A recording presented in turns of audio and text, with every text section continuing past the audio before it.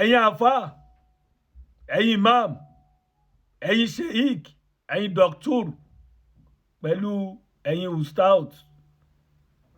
Sìgìdì yín fẹ́ tẹ́, ó ní kó gbé òun lọ sódò, òun fẹ́ lọ wẹ̀. Àwa ń dúró dè yín o. Péjì wo la fẹ́ lò? Sí péjì brọ́dà wa Oríyọmí Hamzat ni? Sí péjì brọ́dà wa Yínká Ayéfẹ́lẹ́ ni? Àbí péjì bàbá wa Kọ́lá Olótù ọmọ Àdábáníjà? Láfikún, ẹ lè bá Very Dark Man, ẹ lè bá òun náà sọ̀rọ̀. Péjì mẹ́rẹ̀ẹ̀rin tá dárúkọ yìí international ni, gbogbo àgbáyé ló ń gbọ́ wọn. So àwa ń dúró dè yín kẹsọ péjì tá máa lò fún wa. Ẹni ìjọba ló ń pèrè lọ́kùnrin. Sìgìdì yín tó fẹ́ tẹ̀ yẹn tó ní kó gbé òun lọ sódò kóun lọ wẹ̀. Ọ̀dì 30 àbí ọ̀dì 31 lẹ́yìn rojọ́ lẹ́nu, ó máa gbóná fún yín gan. Ó máa yọrùkú burúkú fún yín. Ẹ máa rí ẹ̀sìn Muhammadu, ẹ máa rí ẹ̀sìn Allah, ẹ máa rí ẹ̀sìn Islam. Ẹ rò pé àwọn bàbá wa gọ̀, ẹ rò pé àwọn bàbá wa mọ ohun tó ń ṣe, tẹ́ fi kó wọn lẹ́rú tó fi dè níyì. Àwọn bàbá wa ò gọ̀, àwọn bàbá wa gbọ́n nínú, wọn gbọ́n níta. Àwọn bàbá wa máa ń ro nǹkan tí ó ṣẹlẹ̀ in 20 days ahead. Àwọn bàbá wa ní plan. Àwọn bàbá wa máa ń ronú. Kí náà fi kó àwọn bàbá wa lẹ́rú? Èdè, Arabic language, English language. Ìran Yorùbá gbọ́n gan. Ẹ̀yin mùsùlùmí, ẹ̀yin àfà, sìgìdì yín fẹ́ tẹ́, ó ní kó gbé òun lọ sódò, òun fẹ́ lọ wẹ̀. Ojú ẹ̀sìn yín báyìí ó ti sú, ó ti ń kú gbùrùrù. Ó máa tó rọ̀. Nǹkan tá nídìí látọ̀dọ̀ yín ni pé péjì wo la fẹ́ lò? Sórí Yomi Hamzat ni? Sí Kọ́lá Olótù ni? Sí Yínká Ayéfẹ́lẹ́ ni? Opportunity tó wà fún yín, ẹ lè bá Very Dark Man sọ̀rọ̀. Ẹ já mú date. Kò ṣe pé ìkan sọ nínú yín bóyá pé 30 or 31. Kò ṣe pé ọjọ́ yẹn máa pé ẹ máa sọ pé yín ò rí wa o. A wà lé bí àbà. Ẹ sọ péjì tá máa lò àti time. Nǹkan tá ń dúró dè nìyẹn. Ojú ẹ̀sìn yín ti tú. Ìran Yorùbá gan, ọmọ Yorùbá ẹ jí ẹ má sùn. Síbẹ̀ sì ra àwọn èèyàn mosque lọ́jọ́ Friday. Before 2027, ẹ yẹ báyìí, ẹ ní rí mọ́sálásí mọ́. Ìran Yorùbá gbọ́n gan. Ọ̀pọ̀lọpọ̀ àwọn ọmọ Yorùbá tó sì bá yín kírun, wọ́n ti jú yín ni o. Islam ò sínú ara wọn mọ́. Islam ò sí nínú ọkàn wọn mọ́. Ìtìjú lásán ẹlòmíì fi ń kírun báyìí. But by 2027, ẹ ní rí anybody mọ́sálásí mọ́. Àṣírí Islam ti tú.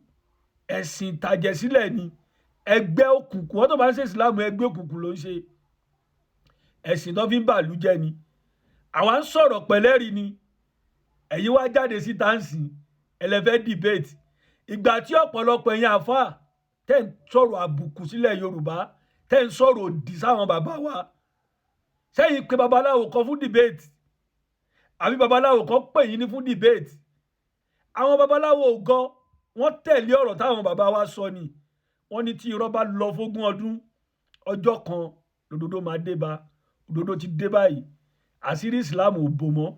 Islam ti cast. Islam wá ti di ẹgbẹ́ òkùnkùn sí gbogbo àgbáyé. Ó dàbí ẹyẹ ayé, mafia. Àwọn ẹgbẹ́ ìtàjẹ̀sílẹ̀ ní Islam. Wọ́n tó bá ń ṣe Islam, wọ́n lè mọ fi ọmọlúàbí ìjẹ́ Yorùbá rẹ̀ ṣe o. Bẹ́ẹ̀ mọ̀ kó dá ẹ lójú pé ẹgbẹ́ òkùnkùn ló ń ṣe o. Ẹgbẹ́ ìtàjẹ̀sílẹ̀ iná lẹgbẹ́ tó ń ṣe. Ìwé ìtàjẹ̀sílẹ̀, ìwé tó gbé sínú ilé ẹ̀. Níbo làdúrà wà nínú Quran? Ẹ sọ fún wa, yàwó la lè kà tó jẹ́ àdúrà. Ẹ ti parọ́ fáwọn brọ́dà wa, ẹ ti parọ́ fáwọn sísítà wa, ẹ ti tàn wọ́n. Àṣírí ti tú báyìí. Sìgìdì yín tó fẹ́ tẹ̀ yẹn, ó ní kó gbé òun lọ sódò kóun lọ wẹ̀. Ẹ sọ péjì tá fẹ́ lò, àròjọ musolókun. Ẹ jẹ àjẹyó, ẹ tún dì lọ́lẹ̀. Gbogbo ọmọ Yorùbá wọ́n dúró di ẹ̀sìn Islam. ojú ẹ̀sìn Islam ti sú báyìí, ojú ẹ̀sìn Muhammadu ti sú báyìí, ojú ẹ̀sìn Allah ti sú báyìí. Sìgìdì Allah ó wá ní kó gbé òun lọ sódò, òun fẹ́ lọ wẹ̀. ojú ẹ̀sìn yìí ti ń kú gbùrù. Ẹ mú péjì tá a fẹ́ lò. Next thing táwa fẹ́ gbọ́ lẹ́nu yín nìyẹn, péjì báyìí la fẹ́ lò. So àwọn ò nídìí láti lọ kàwé àbí láti lọ wo Quran, a nídìí láti gbá research, gbogbo ohun tá a fẹ́ lò ti wà ńlẹ̀. Ẹ máa múra sílẹ̀. Dáadáa márùn tí Muhammadu gbélé ayé ṣe, ẹ mọ̀ pé sọ fún wa ńjọ́ yẹn. Wọ́n lè pe Google ní best man ní Muhammadu. Kí ni Muhammadu ṣe tí Google fi ní best man ni? Ẹ máa proof ẹ̀ nínú ìwé yín. Pìtìpìtì ayé ti bá yín. Àwọn èèyàn ti jí ìran Yorùbá, ẹ jí o. Àwọn bàbá tó bí wọ ọ̀gọ́ o. Èdè wọ́n fi kó àwọn bàbá wa ní papámọ́ra. Ẹ jí, ẹ má sùn. Ẹ nídìí ẹ̀sìn láyé yín. Kò sí ohun tẹ́ fẹ́ fẹ̀sìn ṣe. Ìkónilẹ́rù ìbátẹnijẹ́ lẹ̀sìn. Ẹgbẹ́ òkùnkùn lẹ̀sìn Islam. Gbogbo ẹ̀yin àfáà tẹ́ ń ké kiri ní online. Ẹ lọ mú date, ẹ lọ mú page, ẹ mú time. Pìtìpìtì ó máa bá yín níjọ́ yẹn. Ẹ tí rí kankan. Àṣẹ mẹ́yẹ 2026 táwa yìí, ojú yín á bó. And both of Allah's hands are right hands. We believe that both of the hands of Allah are what? Huh? كِلْتَا يَدَيْهِ يَمِينٌ. Both of them are right. How? I don't know. Don't try. The hadith says very clearly that both his hands are right.